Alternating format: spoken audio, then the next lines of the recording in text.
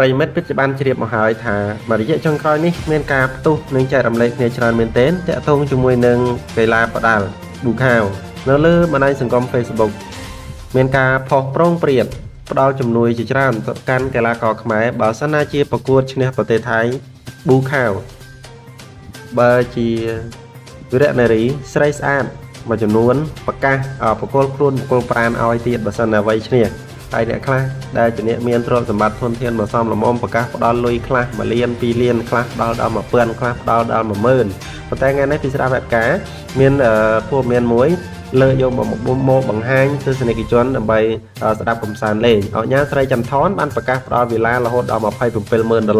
ម៉ែថ្លៃអើយមិនចេះតែទេមានលុយផងមានឡានផងបើកីឡាករខ្មែរនេះយកឈ្នះប៊ូខាវបានស្រីអញ្ញាស្រីចន្ទថនបញ្ជាក់ឲ្យបញ្ជាក់ទៀតណាមហាជនអ្នកប្រើប្រាស់បណ្ដាញសង្គមបាននាំគ្នាផ្ទុះការចាប់អារម្មណ៍ក្រោយអញ្ញាស្រីចន្ទថនបានបង្ហោះ story ផ្ទះវីឡាភ្ជាប់ជាមួយនឹងពាក្យថាផ្ទះវីឡាតម្លៃ$270,000សម្រាប់ការលើកទឹកចិត្តកីឡាករខ្មែរយកឈ្នះកីឡាករប៊ូខាវបានវ៉ាវពិតជាមិនធម្មតាមែនទេស្របគ្នានេះដែលលោកអញ្ញាស្រីចន្ទថនក៏បានបញ្ជាក់នៅក្នុងเพจរបស់លោកដែលថានៅក្នុងនាមខ្ញុំបាទជាអនុប្រធានកិត្តិយសរបស់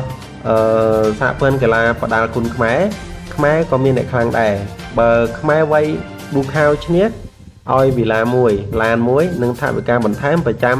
រយៈពេល10ឆ្នាំតែម្ដងនេះជាការលើកទឹកចិត្តដល់កីឡាករខ្មែរតស៊ូដើម្បី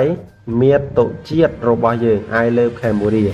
បាទញាក់សាច់មែនទែនតែម្ដងហើយបងប្អូនប្រជាពលរដ្ឋខ្មែរបើ admin ចង់លឺតែ$270,000ចង់ទៅដែរប៉ុន្តែងាកមកមើលសាច់ដុំខ្លួនឯងសង្វេតប្រប៉ុនមេដៃបើទៅ